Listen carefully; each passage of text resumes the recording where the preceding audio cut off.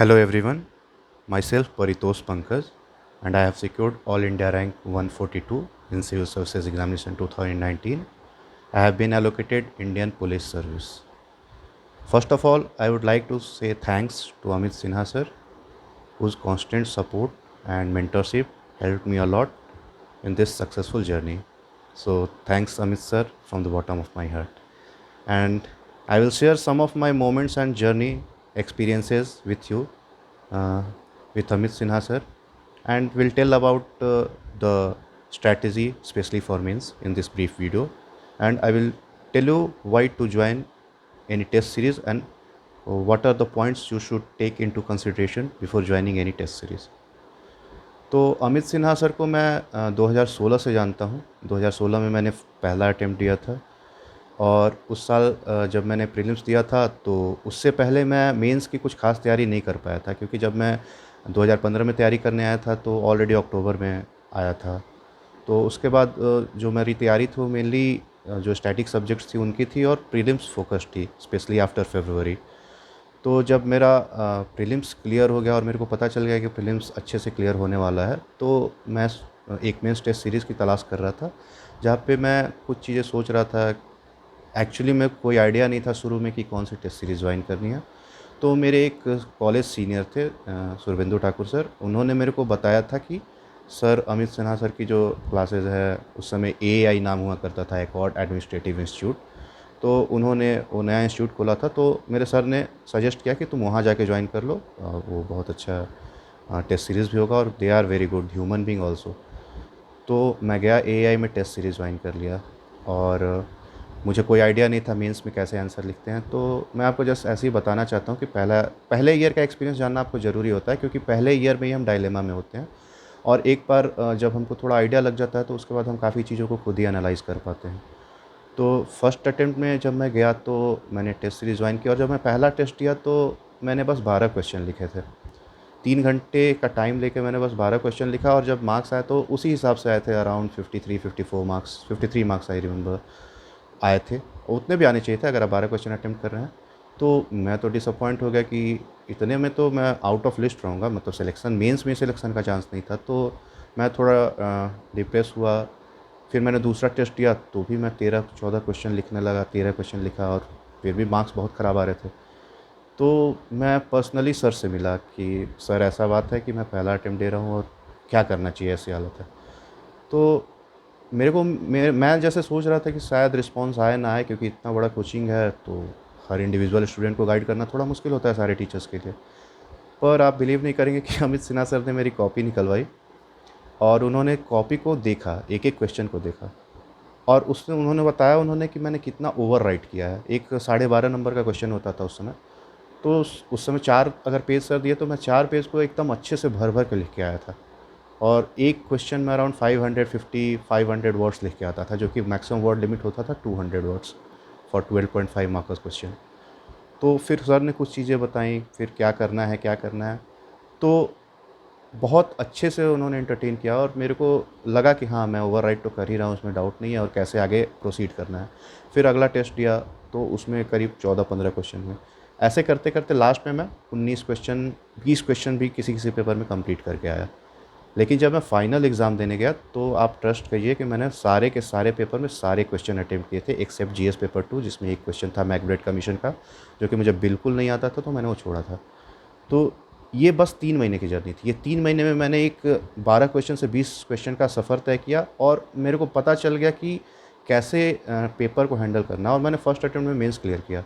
और mains clear ही नहीं किया, मैं आपको बताना चाहता हूँ कि 2016 में मेरे जीएस में 431 मार्क्स थे। अनफॉर्चुनेटली मेरा फाइनल लिस्ट में सिलेक्शन नहीं हो पाया था, जिसके बहुत सारे रीज़न थे। ऑप्शनल सब्जेक्ट मेरा अच्छा नहीं हुआ था। लेकिन जीएस में मेरे को 431 मार्क्स थे, जो कि उस साल बहुत अच्छे मार्क्स काउंट होते थे। और फर्स्ट अटेम्प्ट में इतने ज़्यादा मार्क्स लाने में एआई इंस्टीट्यूट और अमित सिन्हा सर का बहुत बड़ा योगदान है। उसके बाद फिर नेक्स्ट अटेम्प्ट में मेरा प्रीलिम्स नहीं हुआ था। फिर जब 2018 में मेरा मेंस हुआ तो प्रीलिम्स क्लियर हुआ तो मैंने फिर से एआई ही ज्वाइन किया था, क्योंकि मेरा एक्सपीरियंस बहुत अच्छा रहा था। तो वो एआई ज्वाइन करके फिर मैंने अपीयर किया। अनफॉर्चुनेटली लास्ट ईयर सिलेक्शन नहीं हुआ, पर इस साल मेरी बहुत अच्छी रैंक आई। इस साल कुछ रीज़न से एआई इंस्टीट्यूट ही फंक्शन में नहीं था, because of some technical reason. तो सर ने उसको उस साल मेंस टेस्ट सीरीज़ कंडक्ट ही नहीं कराया था, वरना एक चीज़ श्योर थी कि मैं फिर भी एआई ही ज्वाइन करता। तो मैं आपको बताना चाह रहा हूँ कि अगर आप अभी प्रीलिम्स जस्ट कंप्लीट हुआ है और जिनको लग रहा है कि वो मेंस प्रीलिम्स क्वालिफाई कर रहे हैं और मेंस के टेस्ट सीरीज़ ज्वाइन करनी है, तो मैं आपको कुछ चीज़ें बताना चाहता हूँ जिसके बेसिस पे आप डिसाइड कर सकते हैं कि अमित सिन्हा सर की टेस्ट सीरीज़ उन चीज़ों पे खरा उतरती है कि नहीं। सबसे पहली बात होती है कि जब आप कोई भी टेस्ट सीरीज़ ज्वाइन कर रहे हैं, तो आप उसका question paper last prelims previous year question sir के मार्केट में भी मिलते हैं, एआई की टेस्ट सीरीज़ कभी-कभी मार्केट में मिलती है। तो आप क्वेश्चन देखिए, मैं आपको पर्सनल गाइडेंस से बता रहा हूँ, पर्सनल एक्सपीरियंसेस से बता रहा हूँ कि जब एआई के आप क्वेश्चन देखेंगे, तो कुछ क्वेश्चंस आपको बहुत क्लोज टू यूपीएससी मिलेंगे, जो कि एक बहुत एक्सपीरियंस टीचर, एक एक्सपीरियंस इंस्टीट्यूट ही कर सकता है कि very near to UPSC pattern. और दूसरा चीज़ मेरे को बहुत अच्छा लगता था कि जब भी मैं एआई का टेस्ट देने जाता था, तो 3 क्वेश्चन ऐसे ज़रूर होते थे जिसके बारे में मुझे कुछ भी पता नहीं होता था, और एकदम नए क्वेश्चन होते थे जिसके बारे में आपको वहाँ लिखना पड़ता था। और आपको भी पता है कि मेंस में पेपर कंप्लीट करने का कितना बड़ा रोल होता है। और ऐसा आप जब मेंस का एग्ज़ाम देंगे तो आप ये भी चीज़ रियलाइज़ करेंगे कि आपको 8 क्वेश्चन से ज़्यादा आते ही नहीं होंगे। 7-8 क्वेश्चन होगा जो कि आप श्योर होंगे कि मैं बहुत अच्छे से जानता हूँ और इसको अच्छे से लिख सकता हूँ। लेकिन उससे ज़्यादा आपको क्वेश्चन आपको लगेगा कि हाँ, मैंने सुना है, लिख लूँगा। लेकिन हर बार 3 क्वेश्चन, 2 क्वेश्चन ऐसे रहते हैं जिनके बारे में आपको कुछ भी श्योर नहीं रहते हैं कि क्या आंसर होगा, कुछ पता नहीं रहता है, लेकिन फिर भी आपको लिखना होता है। और ऐसे केस में आपका दिमाग का ओपन रख के जाना बहुत ज़रूरी होता है। If you are open minded then only you can attempt such type of questions. अगर आप ट्रेडिशनल सेट पैटर्न पे गए हैं कि मेरे को जो याद है वही मैं लिख पाऊँगा, तो शायद आप वो 2-3 क्वेश्चन नहीं करेंगे। तो जब मैं सर एआई की टेस्ट सीरीज़ या अमित सिन्हा सर की टेस्ट सीरीज़ ज्वाइन करता था, तो हर पेपर में 2-3 क्वेश्चन ऐसे थे जिनके बारे में कुछ हवा नहीं लगता था, और वो क्वेश्चन कैसे भी हम लोग थोड़ा-सा फ्रेम करके आंसर को सम टेक्निकल वर्ड्स यूज़ करके उसका आंसर लिखते थे। तो ये चीज़ आपको बहुत फ़ायदा होता है कि जब आप टेस्ट सीरीज़ में ही एक्चुअल यूपीएससी सिनेरियो को इमेजिन कर पाएँ और आपको फ़ील आए कि आप एक्चुअल एग्ज़ाम में दे रहे हैं, क्योंकि एक्चुअल एग्ज़ाम में भी आपको 3 क्वेश्चन ऐसे मिलेंगे जो कि आपको एकदम नहीं आते हैं। और सर डेलिब्रेटली हर बार हर पेपर में 2-3 क्वेश्चन ऐसे डालते थे जिसके बारे में आपको कुछ हवा ना लगे और आप फिर भी अटेम्प्ट करें। तो इससे आपका एनालिटिकल पावर जो है वो काफ़ी इंक्रीज़ होगा, काफ़ी इम्प्रूव होगा। तो पहला पॉइंट ये होना चाहिए कि जो क्वेश्चन का पैटर्न है टेस्ट सीरीज़ में, वो कैसा है? वो यूपीएससी से क्लोज़ है कि नहीं, या फिर एकदम आइडियल वे में चल रहा है, अपना अलग ही धुन में जा रहा है। तो एआई में या फिर अमित सिन्हा सर की जो एकेडमी है, अभी आई है सर की नई एकेडमी, तो इसके टेस्ट सीरीज़ में मैं सर के जो पैटर्न है उसको उसके हिसाब से बोल सकता हूँ कि the questions will be very close to actual UPSC paper. दूसरा किसी चीज़ का होता है कि who the person is going to check the answer, कौन चेक कर रहा है आपकी कॉपी को। अगर सपोज आप टेस्ट दे रहे हैं, तो आपकी कॉपी चेक कौन करेगा? बहुत सारे ट्रेडिशनल जो इंस्टीट्यूट हैं या वेल एस्टैब्लिश्ड इंस्टीट्यूट हैं, वहाँ पे आप देखेंगे कि कॉपी जो चेकिंग होती है वो स्टूडेंट्स के द्वारा होती है। वैसे स्टूडेंट जो कि यूपीएससी में कुछ अटेम्प्ट दे चुके होते हैं, कभी इंटरव्यू दिए हैं, कभी मेंस दिए हैं, तो वैसे लोग ही कॉपी चेक करते हैं। फॉर एग्ज़ाम्पल मैंने खुद से चेक नहीं किया, लेकिन मेरे बहुत सारे दोस्त हैं जो कि कॉपी चेकिंग करते थे। वो अच्छा भी करते थे, मैं ये नहीं बोल रहा हूँ कि वो ख़राब करते थे, लेकिन जब आप एक स्टूडेंट कॉपी चेक करता है और एक टीचर कॉपी चेक करता है, तो उसमें बहुत अंतर होता है। जस्ट फॉर एग्ज़ाम्पल, एक स्टूडेंट अगर कॉपी चेक करेगा, तो वो चाहेगा कि उसमें सारे जो डाटाज़ हों वो इंक्लूड हों, जो उससे रिलेवेंट कुछ अगर फैक्ट हैं, कुछ हैं, वो सारी चीज़ उसमें इंक्लूड हों। और जनरली कोचिंग इंस्टीट्यूट में क्या होता है कि एक आपका सेट पैटर्न ऑफ आंसर रहता है जिसको मॉडल आंसर बोलते हैं। अगर आपके आंसर मॉडल आंसर के क्लोज़ हैं तो आपको अच्छा नंबर मिलेगा, अगर वो क्लोज़ नहीं है तो आपको अच्छे नंबर नहीं आएँगे।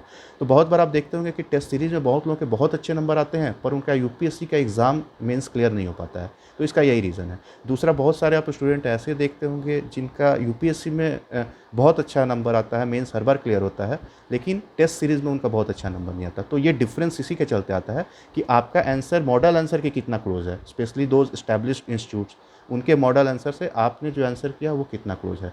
लेकिन जब एक एक्सपीरियंस टीचर आपकी कॉपी को चेक करता है, तो फैक्ट्स पे बहुत ज़्यादा ध्यान नहीं देता। वो ध्यान देता है कि आपने उस क्वेश्चन के कॉन्सेप्ट को पकड़ा है कि नहीं। अगर आपने उसके कॉन्सेप्ट को समझ लिया है और उसके अराउंड आंसर को इवॉल्व किया है, तो डेफ़िनेटली अगर आपके डाटा फैक्ट्स मिसिंग भी रहेंगे तो आपको नंबर मिल जाते हैं।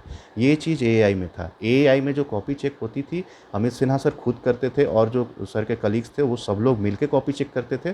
तो जो मार्किंग पैटर्न होता था वो बहुत अच्छा होता था। और आपको लगेगा कि हाँ, अगर मैंने इसमें अच्छा नहीं भी लिखा है, मतलब फैक्ट्स मिसिंग है, कुछ डाटा मिसिंग है, लेकिन मेरे को क्वेश्चन तो पता था कि क्या लिखना था, तो आपको अपने एक्सपेक्टेशन के हिसाब से मार्क्स मिल जाते थे।